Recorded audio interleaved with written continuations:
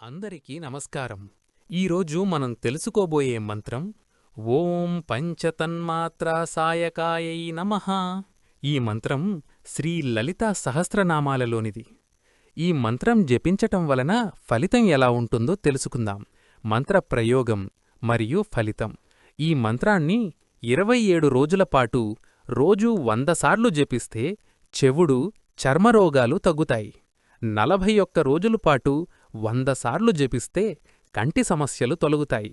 అజీర్ణ వ్యాధులు ఉన్నవారు, తిన్నది సహించక బాధపడేవారు మొదటి అన్నం ముద్ద చేతపట్టుకొని ఈ మంత్రం 11 సార్లు జపించి ఆపై భుజిస్తే ఆ రోగాలు తొలగి తిన్నది హాయిగా జీర్ణమవుతుంది.